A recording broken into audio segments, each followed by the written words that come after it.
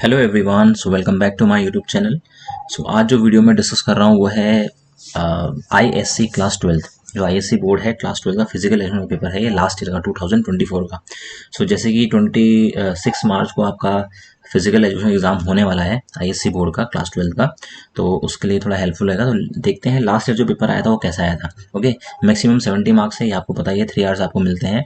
इसमें you have section A, section B और section C में आपको कोई 2 गेम्स चूज करने हैं। 2 गेम के बारे में लिखना है आपको, अटेम्प्ट करना है क्वेश्चन। तो आज जो डिस्कस करने वाला हूँ मैं खाली सेक्शन ए डिस्कस करने वाला हूँ, which is of 15 marks. So let's see. So question number 1 है आपके पास, one of the causes of chronic respiratory disease is dash pollution. Okay, तो ये रेस्पिरेटरी डिजीज से बोल रहा है, कौन सा पोल्यूशन ऐसा है जो रेस्पिरेटरी डिजीज को अफेक्ट करता है। तो मोस्टली जो आंसर होगा वो होगा हमारा एयर पोल्यूशन। ओके, देन यहाँ पे सेकंड क्वेश्चन है, सजल सजल एक एथलीट है, 400 मीटर का एथलीट है वो। ओके, तो बहुत इंटेंस एक्सरसाइज, मतलब बहुत प्रैक्टिस करी है उसने। तो उसके कोच ने उनको बोला है कि आप स्ट्रेचिंग करो, रिलैक्स करो अपनी बॉडी को।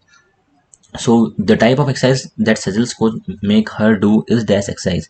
देखो, एक्सरसाइज करने के बाद, कंपटीशन के बाद, प्रैक्टिस करने के बाद जो भी एक्सरसाइजेस हम कर रहे होते हैं, ठीक है, वो कूलिंग डाउन में आती है, मतलब बॉडी को रिलैक्स करने के लिए होती है।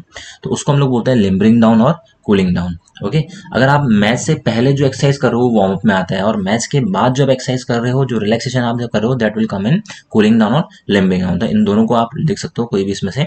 ओके, थर्ड क्वेश्चन हमारे पास यहाँ पे है, dash is a method by which strong teams are place in a fixture. जो स्ट्रॉन्ग टीम है उनको हम फिक्चर में प्लेस करते हैं ताकि वो एक दूसरे के अगेंस्ट में स्टार्टिंग में compete ना करें। सो the right answer is seeding. Seeding हमारा फिक्चर का एक ऐसा पार्ट है जिसमें हम लोग जो हमारी अच्छी टीम्स होती हैं उनको एक साथ ना आए वो, क्योंकि अगर एक साथ ये टीम आ जाएंगी तो पहले राउंड में बाहर हो जाएंगे, तो टूर्नामेंट हमारा बेकार हो जाएगा, अच्छी टीम्स फाइनल पे नहीं जा पाएंगी, तो टूर्नामेंट हमारा वेस्ट हो सकता है। So that is called seeding. तो सीडिंग इसका आंसर है। Then dash are hard and thick layer of skin that develop from the skin response to friction and pressure. तो फ्रिक्शन और प्रेशर की वजह से स्किन में ये जो चीजें हो रही है, स्किन की लेयर में जो चेंजेस आ रहे हैं हार्ड, उसको हम लोग बोलते हैं कॉन्स। ओके, सो कौन सी ये इसका राइट आंसर होगा। Okay, next is during a cricket match a batsman get injured on his shoulder. Shoulder में इंजरी हो गई है, ठीक है, डेल्टॉइड मसल होती है शोल्डर में, बॉल वहां पे लगी है। So the injury causes acute pain. अब उस इंजरी से एक पेन वहां पे हो रहा है, डिसकलरेशन ऑफ स्किन, मतलब वहाँ पे जो स्किन का कलर है वो चेंज होता जा रहा है। So this soft tissue injury that the player suffers from the known as. देखो, the right answer will be contusion. Contusion में क्या होता है, इंजरी होती है, आपका ब्लड बाहर नहीं आएगा, आर्टरी जो हमारे वेसल्स हैं उनसे बाहर आ जाएगा, वहां पे रेड या ब्लू कलर का होने लग जाएगा, बट वो स्किन से बाहर नहीं आता है। तो आपने देखा होगा कि वहां पे ब्लू कलर हो जाएगा, वहां पे ब्लैक कलर हो जाएगा, ठीक है। सो उसी को हम लोग कंट्यूजन बोलते हैं।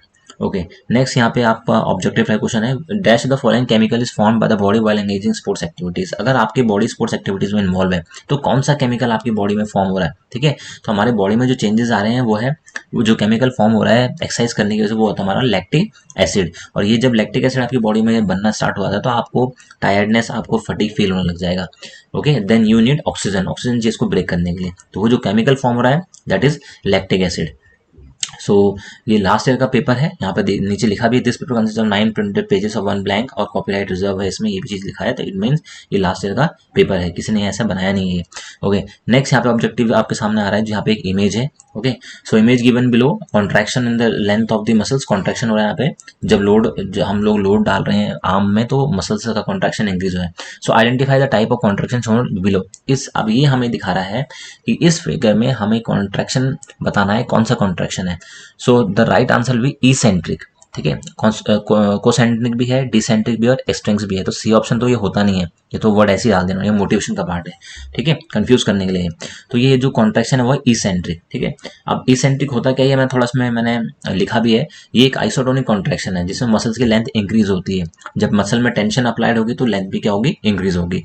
सो the right answer is eccentric. Okay, next 8 part is dash method are arrange in sequential pattern, no bye is given. इस मेथड में कोई बाय नहीं मिलती है, ठीक है, और इसमें कोई ऑड टीम है, इवन टीम है, इसमें कोई बाय नहीं मिल रही है। अब देखो, आप सपोज मान लो आपको एक क्वेश्चन नहीं आता है, ठीक है, आपको क्वेश्चन क्या नहीं आ रहा है, नहीं आ रहा है, तो नॉकआउट मेथड में भी बाय देते हैं हम, साइक्लिक में भी हम लोग बाय देते हैं, टेबुलर मेथड ये एक नया मेथड है, और मैंने इसके ऊपर वीडियोस बना रखी सीबीएसई वाले में, तो वहां से आप देख सकते हो, तो ये वहां पे भी है, ठीक है, बाय वहाँ पे होती है, बट स्टेयर केस में बाय नहीं होती है। इसकी वीडियो मैंने बना रखी है। तो अगर बाय चांस आपको आंसर नहीं पता है तो आप ऑप्शन से भी you can select the right answer if you know about the fixtures. Okay, so the staircase is the right answer. The next question is again image दे रखी है आपके सामने। तो इमेज में आपको देखना है कि इसमें जो लेग्स है वो बाहर की तरफ को कर्व आ रहा है इसमें, ठीक है, जिसमें नीज के बीच में गैप बहुत जाता है। तो हमें वो देखना है कि वो है कौन सा डिफॉर्मिटी है। सो द राइट आंसर इज बो लेग। फ्लैट फुट जिसमें आपका फुट फ्लैट होगा। स्कॉलिसिस आपकी स्पाइनल कर्वेचर डिफॉर्मिटी है। जो लेटरल जिसमें करवाता है एस या सी कर्व जिसमें आता है। Okay, so the right answer is bow legs. Okay, 10th question यहाँ पे स्टेटमेंट देखिए, isometric exercise are recommended to the people going through the process of rehabilitation.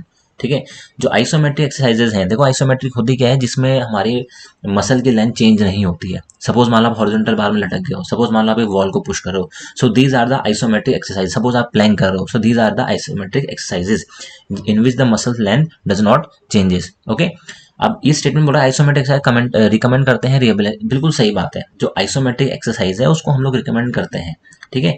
So isometric exercise involve rigorous physical activities. तो ये बोल रहे हैं second statement में कि आइसोमेट्रिक एक्सरसाइज में बहुत ज्यादा फिजिकल एक्टिविटी रिगरस होती है। ऐसा नहीं है, आप एक प्लैंक कर रहे हो, आप वॉल को पुश कर रहे हो, हॉरिजॉन्टल बार में लटक जाओ, ठीक है, पुशअप पोजीशन के लिए रेडी रहो उसी स्टैटिक पोजीशन में, तो ये इतनी विगरस एक्सरसाइज नहीं है। So statement 1 is true and statement 2 is false. Okay, then यहाँ पे अब ये इसी सेक्शन में आपके पास वन वर्ड में थ्योरी क्वेश्चंस हैं। So what is mean by culture? So basically it refers to the custom, art and social institution of specific group of people. ये मैंने अपने शॉर्ट फॉर्म में लिखा है। So you can write in your own words according to the marks. Okay, 1 marks में आपको जितना लिखना है आप लिख सकते हो। तो मैंने जस्ट एक सिंपल लैंग्वेज में या लाइन में फॉर्म किया है। So refers to the custom, art, social institution. आपका जो कस्टम है, आपकी जो कल्चर है, आपका जो आर्ट है, ठीक है, आपकी जो सोशल इंस्टीट्यूशन है, या ग्रुप ऑफ पीपल जो आप ट्रेडिशन फॉलो करते हो, कस्टम फॉलो करते हो, that will come in culture. Second is give the meaning of posture. Okay, posture means the position of the body और the pose of the body. Posture can be sitting also, posture can be standing also. अगर आप लेटे हो तो वो भी क्या है, पोस्चर है।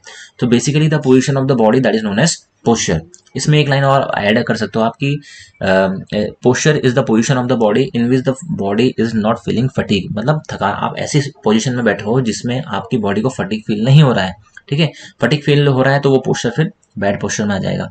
Okay, so what is the round robin tournament? अब ये बताना है राउंड रॉबिन टूर्नामेंट होता क्या है। अब राउंड रॉबिन टूर्नामेंट ये this is another name of league tournament. इसको हम लोग क्या बोलते हैं, लीग टूर्नामेंट के नाम से जानते हैं।